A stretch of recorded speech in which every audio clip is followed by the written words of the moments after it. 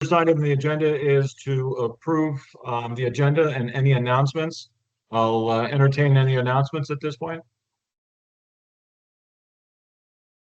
All right. Do we need to make any adjustments to the printed agenda? If not, we need a motion to accept the agenda as written for July 10th, 2025. So moved. Second? Second. We have a motion and a second to approve the agenda. All those in favor, please say aye. Aye. Aye. Aye. Opposed? Abstentions? Agenda is approved. The next agenda item is the approval of the minutes for the June 12th, 2025 meeting. You had the minutes in the board information that was sent to you. Do we have a motion? So moved. Second? Second. We have a motion and a second to approve the minutes of June 12th, 2025. Any further discussion on the minutes? Hearing none. All those in favor of the motion to approve the minutes, please say aye. Aye. Aye. Opposed? The minutes are approved. Next item is we'll open the floor now for any public comment.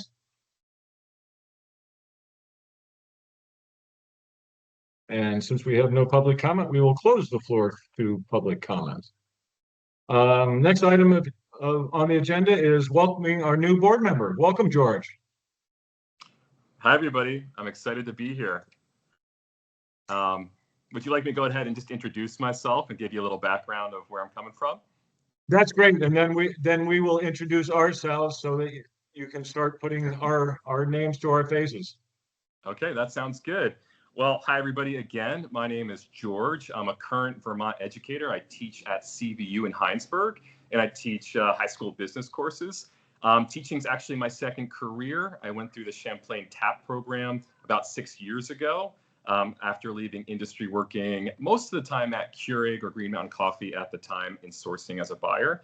But one of the things that I love about my job now is I get to teach not only business courses, but we have one of our most popular classes is personal finance. So I'm really interested in how students interact with money and hopefully try to get them to understand the concepts and the tools they need to be financially independent. I'm also involved with my school's local association as their treasurer. So over the past couple of years, I've moved from being more passive to trying to be an advocate for teachers and everything they do for not only their schools, but for the students of the state. So I'm excited to then throw my hat in the ring for this role here, and I was elected, and I'm excited to get started. So this is an awesome opportunity for me, and I hope to add a lot of value or some value to the work that you're doing. And I think that's about it. So I'm just really excited to be here and learn and hopefully contribute along the way. Excellent. Welcome. Welcome. Well, I'll hand it off. I'm John Harris. I was an active teacher and was a board member for many years. I taught at Mount Mansfield High School, both technology education and fine arts. I retired in 2020, and I now represent the Vermont Retired Educators Association, which is the retired education statewide organization, and they have a voting representative on the board, and I represent that organization. If somebody else want to go next? Erin? Hi, I'm Erin. I'm the other active teacher representative. I just finished my 21st year teaching math at Spalding High School in Barrie. Teach AP Calculus and Geometry. I think this is my 5th year on the board. I also do quite a bit of local association work myself. Jim Johnson told me you were a pretty good guy, so that's high praise. And in my spare time, I moonlight as the Vermont NEA Vice President. And Erin, I think I probably met you before because I did my apprenticeship or student teaching at Spalding. So I was there for about a year, and I believe you were there at the same time. Probably, yeah. Yeah, so I worked with Sandra at the time, Sandra Wetzel. Great, yeah, I remember Sandra. Yeah. Well, cool. Good to see you again. I don't know if Erin mentioned, but she's also our vice chair on this board. Okay. Dan, you want to introduce yourself? Sure. Hi, George. My name is Dan Raddock. I'm in the Department of Financial for whatever reason, the Department of Financial Regulation has a seat on this board, and I serve at the pleasure of our commissioner. And it's been, I guess it feels like it's probably been a decade since that I've been on the board. Although I have experience teaching English in Japan for a couple of years, I'm not a teacher. I'm essentially a financial regulator. I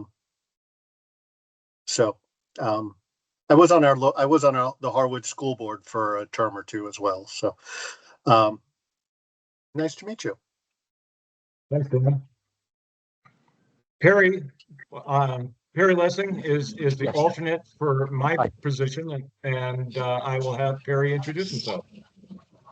Yeah, I'm back now. So I'm Perry Lessing. I'm John's alternate. I'm a retired teacher. I worked for a long, long time in Middlebury as a math teacher.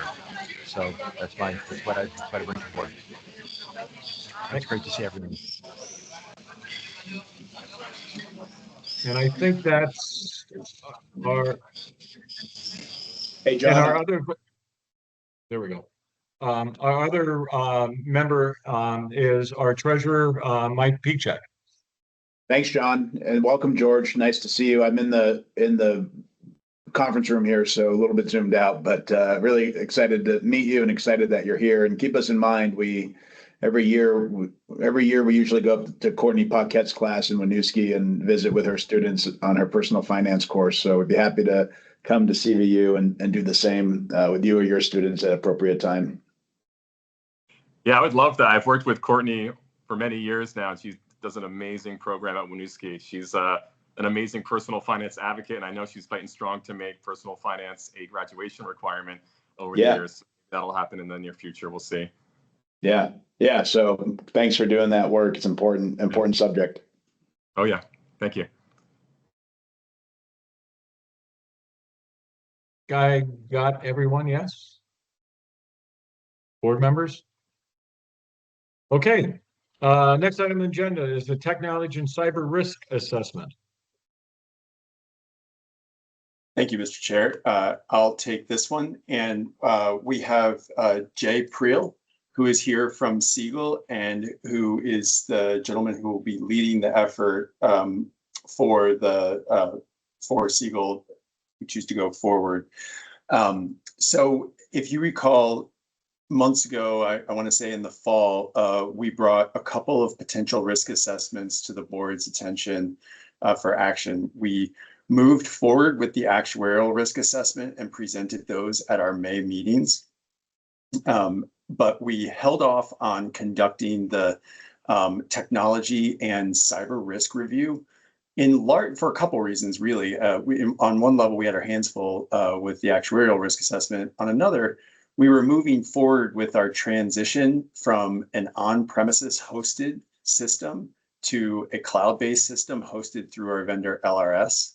And so we wanted to move that issue first and get to a steady state position before we engaged Jay and team on a cyber risk assessment. Frankly, in large part because we didn't want to do the effort and then the next month change the way we do business. That we thought the order of operations counseled in favor of going this way. So completed our actuarial work assessment, and over the past couple months, we've been working with all the necessary partners who would be engaged in this. And those include our internal IT team led by Ram Verma. We have a staff of 3 in the treasurer's office who service all of our local tech needs. We also exist within state government. So we have the Agency of Digital Services, which is a standalone agency that provides the more, what I think of as the big infrastructure for technology in the state. Excuse me. And they do a lot of the cybersecurity and other functions.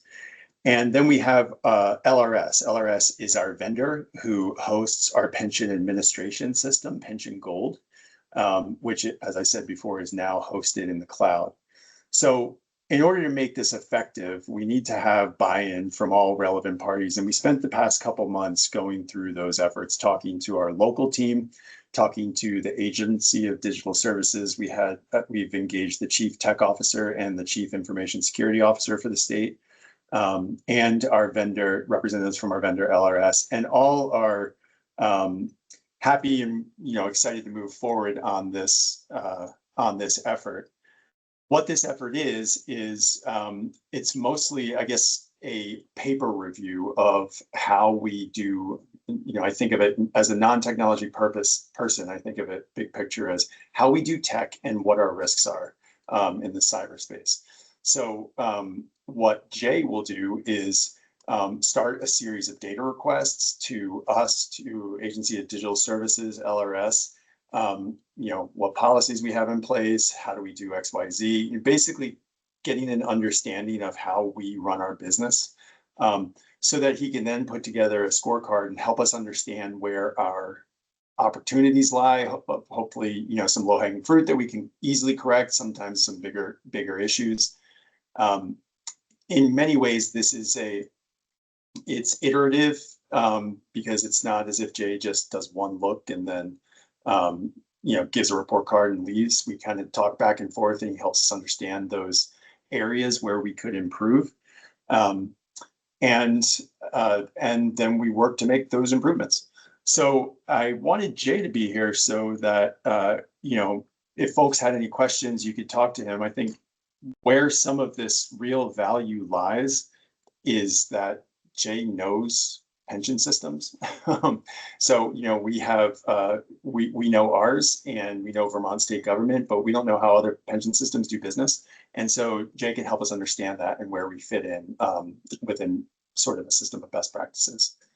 So what we're hoping to do here today is to present this opportunity to you. We're doing it with all the boards this month, to see if anyone has any questions or objections moving forward, and then move forward with Jay if none. So I'll stop there.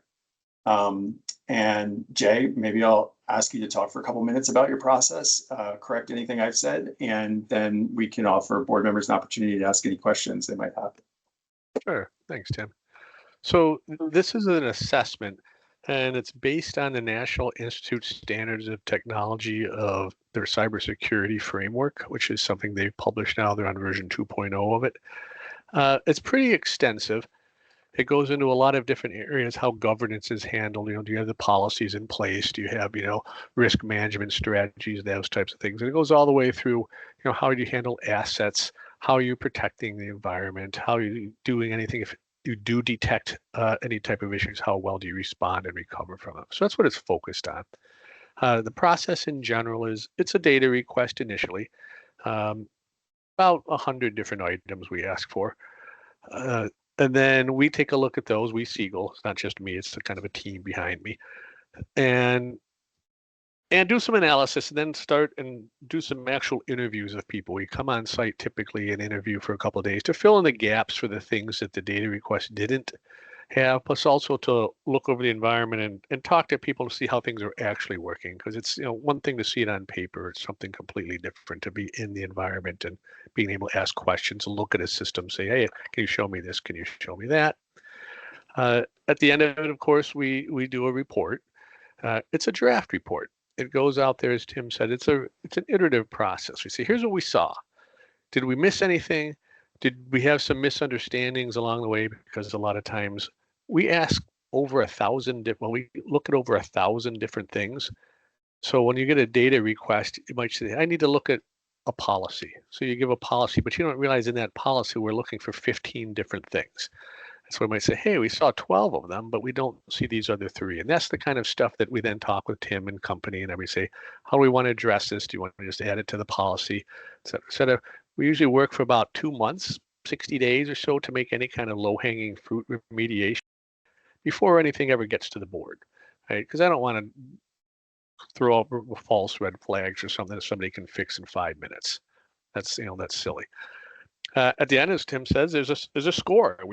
It's a Siegel provided score based on how we, over our experience, we've done over almost 200 of these at this point over the last 4 years. We're at 180 to be, in that general area. We understand what the really important stuff is, and what it's nice to have stuff, but if you don't have it, it's not going to kill you. So there's weightings. The really important stuff is weighted more heavily than the you should have this, but if you don't have it, it's if you're missing, 3 periods and 2 sentences, I'm not going to, worry about it. If you got, if you've actually got the right stuff in place, then that's good. You get a report card out of 100. I like to preface people. We've done several states. If you get above a 60, you're doing quite well. Our typical first draft for most people is right around a 25 out of 100. Because I said, we look at a lot of items. Public sectors, as you guys are, tend to be better, particularly if you've got like the state supporting you, they tend to be better. So I would expect you guys to come in somewhat higher in the beginning than the typical people. But I said, our goal is to get you at least above 60, because the goal from a legal perspective is you have to be doing at least what your peers are doing. Well, your peers are all right around 50s or 60s in the public sector right now. So if we can get you up to that level, if something did happen, it protects you more from lawsuits. You can say, hey, we've done what our peers are doing if anybody would ever come after you. So that's part of this. And then, of course, as Tim said, the rest of it is just to give you ideas of how to improve over time. This is not an audit that says you must do it. The cybersecurity framework, it's a guideline. It says here's a wide area of things you could be doing. The board decides what level of risk you want to take. If you want to stay at the low end and it's not particularly risky, don't spend the money to fix it. But if you have something that's very critical and the assessment says you really should fix this, and that's where the board can make choose what do you want to do next. So it's not prescriptive. You must do this. Here's recommendations.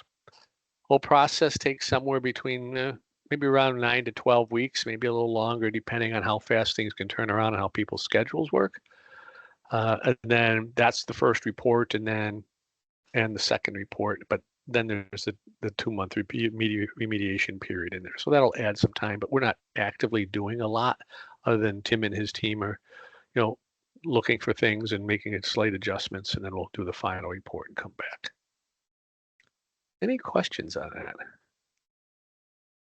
Jim, I'm interested, the score, Siegel score, how do you calibrate that with other peers in your industry, or I said you made the mention of the a score of 50 seems to be in the public sector an average score, but your report card compared to how do you get to that point? So initially, when this all started, we started doing the cybersecurity assessments about 7 years ago. Nobody else in the industry was doing scoring like we do. We were the first ones. Other people have since somewhat copied that. But what we did is we sat down and said, since there is nobody else scoring and there's no scorecards, we looked at all the cybersecurity stuff, and we have a lot of security background, and we just use our best judgment based on things we know for sure. This is really critical, so it gets the heavier weighting. And the idea was to force that 100-point score. As far as I know, I believe we are still the only ones who force a 100-point score. So I always found it more useful that, because if you get a score, you got 532 out of 960. So what does that mean? Yeah. Everybody understands 0 to 100. Yeah. And the key is, I said, it's almost impossible to get above an 80. It's not. You basically have to have bucket loads of money, because at that point you're starting. Remember, this is a national institute standard, so it considers federal level type things too. So, they're backing armored cars full of money up to them so they can do security. We have to do things within an intelligent budget, and that's why we say shoot for about a 60, because from a budgetary point of view, that makes sense. Once you start getting above that, and you start saying, well, I can't have any downtime at all, for example. So if I'm a cybersecurity, I had to be able to totally protect it. Well, that maybe took you from spending $10,000 to $10 million. And it's just not worth it. The risk the cost does not offset the risk. So that's what we try to give you is here's your high risk items and we also give you an estimated cost to what might it take to address them. And then it becomes very obvious, oh, geez, I just got to change some policy wording. That's $100 change. Or oops, I don't have a disaster recovery plan. I've never tested it. That's a bigger ticket item. That's a little bit more expensive, and that would be one that we would say would be critical. You have to make sure you can recover if something happens. So that's how you get it. And so compared to the peers, other people have started doing it. From what I've seen, we're all end up with somewhere in the same results. We just report them differently. I said, I forced the 0 to 100. I said, I've seen people come in at 1200, 0 to 1200, and I've seen people come in low, medium, high, and then they don't give you a number. So I want something where you can do it that says, okay, I got this number now. I know the standards. I know what all the recommendations were. And by the way, our report's very, very, nobody gives the level of detail that we do. My report's typically around 200 pages long, with very, very detailed things that, and I want to give you more than one option, right? Here's 3 things you should be doing. You pick 1 or 2. And I want to be able to say that 2 years from now, you do it again. You say, hey, I was a 50 there. I'm a 60 now. I made a clear improvement. It doesn't help if you put all the time and effort into it. And then 2 years later, the person says, well, you're still a medium. You're like, well, I did a bunch of stuff. Did I improve or not? Yeah. So that's why we go that route. And that's what I've seen. Excellent. Thank you. Welcome. Other questions?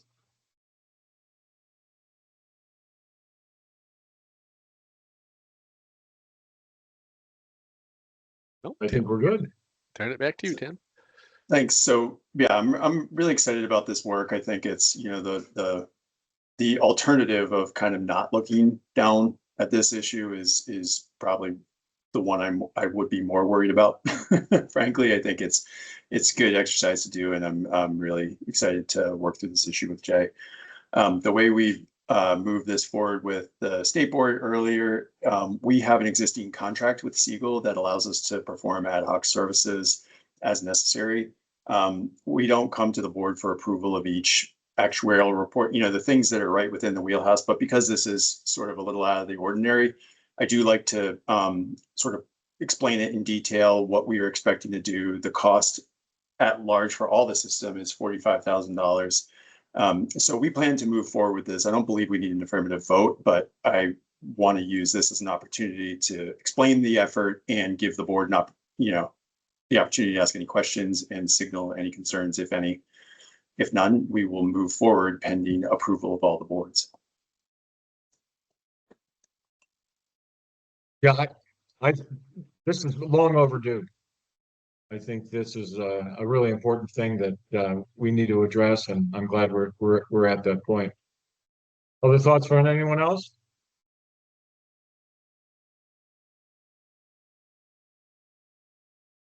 I would say that as a consensus, please move forward. Great. Thank you, Jay. I appreciate it. I think you can feel free to drop off now. Thank you. Appreciate Thanks, it. Jay. Thanks, everyone. Yep. Bye-bye. Next item on the agenda is the 2026 health insurance update. Thank you, Mr. Chair. And we're going to have 2 components to this discussion. One small one is to come back to you on an issue we discussed last month regarding VHI's current rate filing that's in front of DFR. The second issue will have to do with our VBA side of the equation. And so we'll take them in order. What I'd like to start with is an update to the VHI piece. As you recall, last month we talked about the 20-some% increase in the filing that VI has made for the non-Medicare rate insurance, the non-Medicare insurance. And as we were doing that, VHI had presented to us an option to suspend coverage of the GLP-1s for obesity, which came with a savings of approximately 3%. That would match how VBA's coverage works, and it would match how VHI was planning to move forward with the active population. Since that time, VHI has been thinking about how it may move forward with its active population, and there's a small subset. GLP-1s are typically used to treat diabetes. They're also used to treat obesity, but there's a subset where there are some cardiac issues that GLP-1s can be used, and that's what they're investigating a little further. As I understand it from data that VHI has given us, it's a relatively small population that impacts, but they're considering fine-tuning the proposal a little bit more. And so I know this board took action to suspend those drugs for obesity for the upcoming year. I don't want to recommend any action today because VI has just let us know that they're reconsidering this and they're wanting to move forward. And so before I wanted to flag the issue that this conversation, which we thought was settled based on VI's representations last month, they've started doing a little more digging. And so I may want to come back to you on this issue next month. I'm not sure, but because they're still evaluating it and we had explained that, you know, where they had told us they were, it's a little different. I just wanted to kind of raise that flag to you. The other thing on the VHI rate filing is some of the hospital budgets have been filed. Not all of them, but some. And as per our typical practice, VHI will make an amendment to its rate need when the hospital budgets come in. Initial read with UVM's budget in is that there's at least a 2.5% savings that's going to drive in the rate need. So small lowering of the rate need for that purpose. There are going to be additional hospital systems that are come in with their budgets. So a little bit more work to be done on that, but a small piece of good news in that space. So VHI will be making that amendment, I would imagine, within the next week or two. And we're going to continue to monitor that filing and work with our partners at VHI to understand this GLP-1 issue and come back to you folks with any conclusion.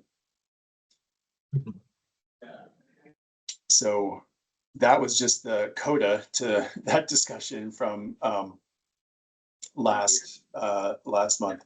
His second piece, or were there any questions on this? I sent the notes to you. I sent them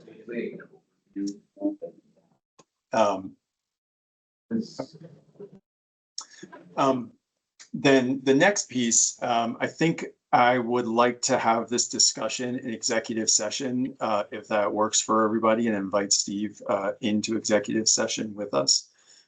What we would like to talk about is contract negotiations with respect to our Medicare rates. So if I could turn to Justin or Bill for the appropriate language to go into executive session. I do have it here. It's a two-part, or it's two separate motions, but if folks are ready, motion one is move that the board find that premature general public knowledge of health insurance contractual matters would clearly place the board at a substantial disadvantage. So the board member comfortable making a motion? So moved.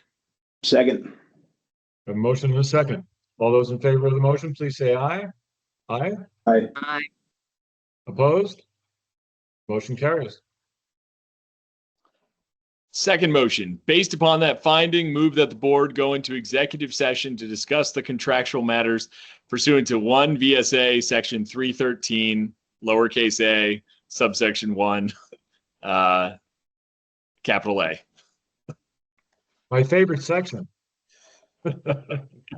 Someone comfortable with that motion? Sure, that sounds great. Second. We have a motion and a second. All those in favor of the motion, please say aye. Aye. Aye. Opposed?